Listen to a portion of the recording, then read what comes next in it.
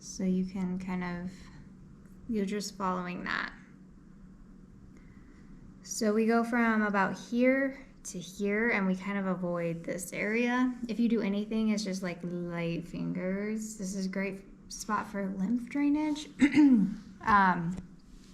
But as far as deep friction goes, there's no need to get super deep in this area. This is kind of like an endangerment area that we just don't work.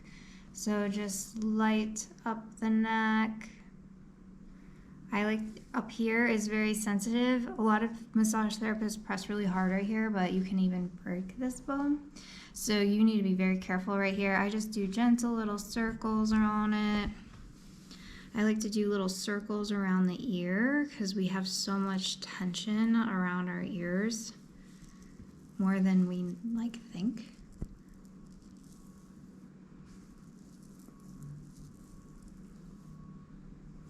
I'm gonna just redo another effleurage, reconnect everything, set the head down, and I'm gonna go to the other side.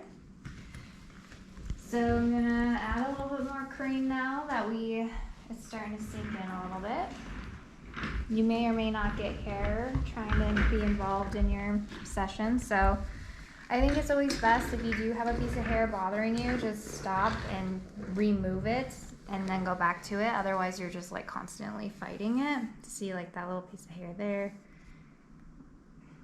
Your little hairs.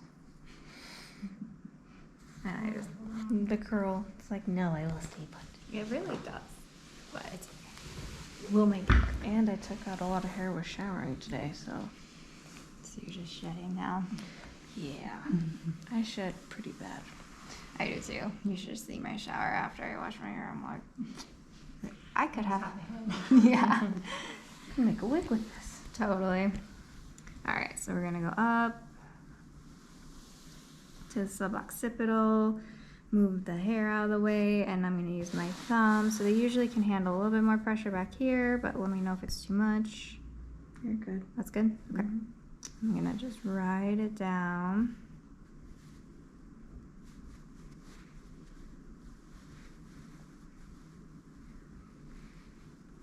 And I like to go all the way out. Effleurage back up. Sometimes if you're fancy enough, your other hand can kind of hold the hair out of the way. Depends on how much hair they have and whatnot. But.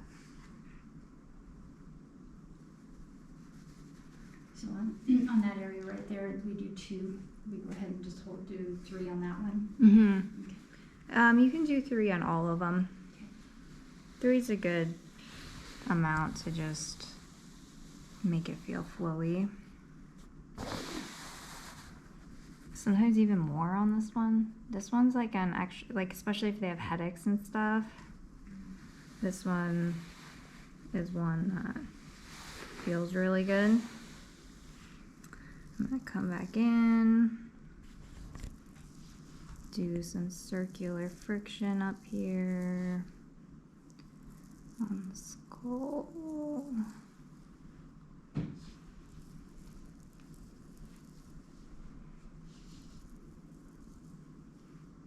And yeah, so like I said, when you do that one, you have the head rotated a little bit.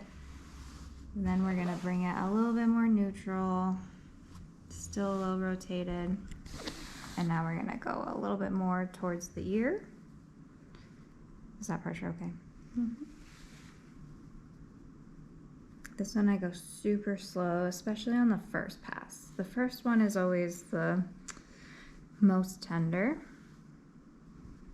And then I go all the way to the clavicle. Come back up.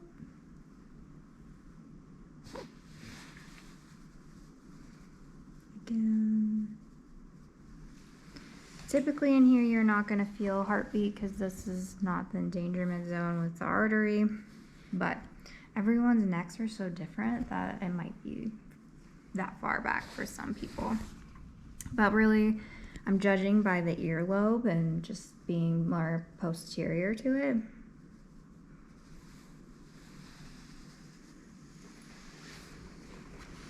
And then we're gonna turn the head neutral.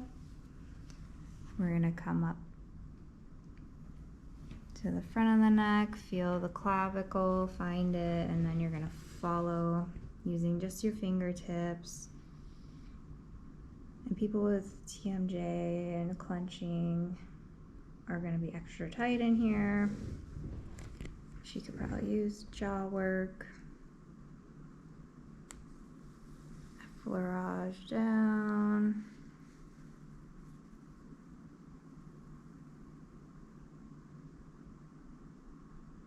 Just feeling it super tight, so I don't want to go too fast. Does that feel okay still? Mm-hmm. Okay.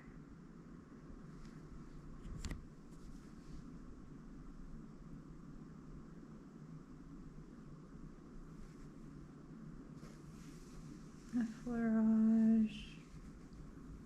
Come back.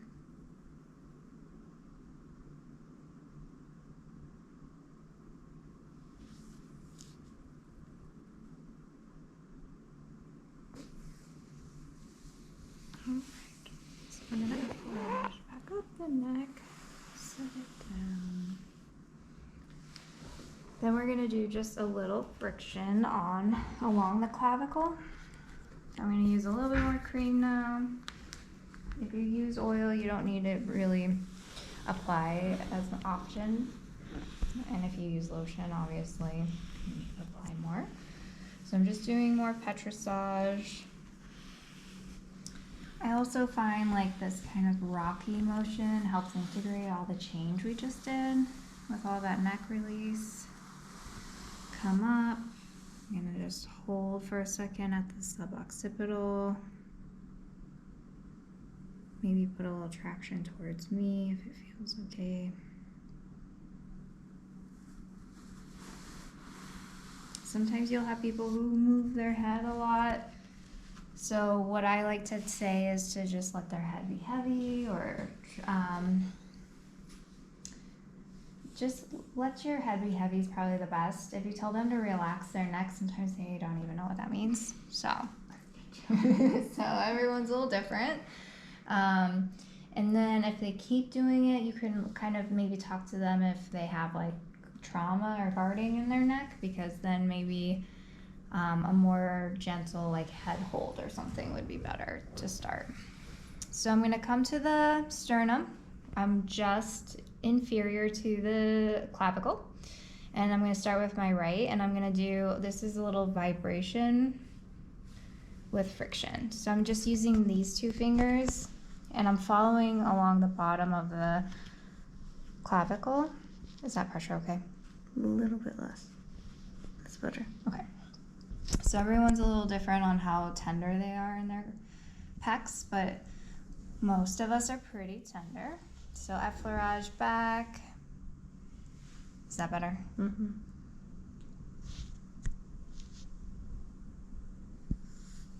Effleurage back.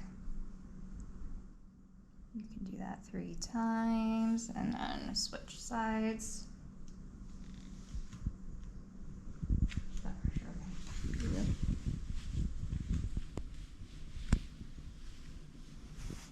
Effleurage back.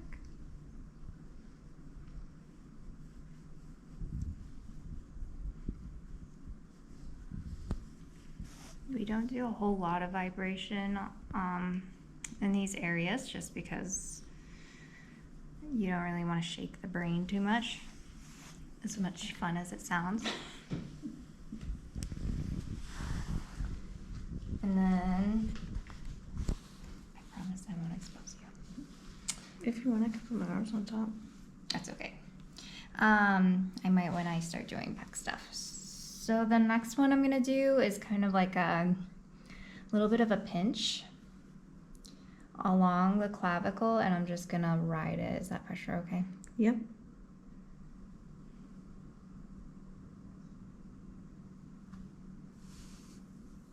And now I'm gonna use these 2 fingers. You have these little scalene muscles. Have you guys learned those muscles yet? The scalene muscles. Mm-hmm. Well, we've learned all the muscles that go like on the chest and all that, but I don't remember scalene. It's more of a neck muscle, I guess. Have you guys done neck? No, we haven't got it in next. Okay. I guess a little bit, but not enough to know all the names yet. Okay. Scalenes can cause a lot of little issues. And that's where they lie, right along the clavicle. Yeah, so there's the anterior, middle, and posterior. And they're like little baby muscles, but they are a pain in the butt. It's just because we have that nerve that runs through there. So we use our thumb and our forefinger, and then our forefinger and our middle finger. Mm-hmm. And if one feels better to you, go ahead and just use that one. But I like to switch back and forth just for size wise. Like your thumb is a lot fatter, so I feel like you hit more with it. So now we got those babies. I'm gonna do a little more petrissage on the traps. Effleurage up the neck.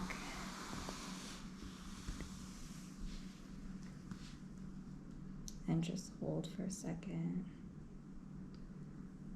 This spot up here can be really intense, so. And then I'm gonna do a little circular friction bilaterally. Just, I guess, posterior to the ears.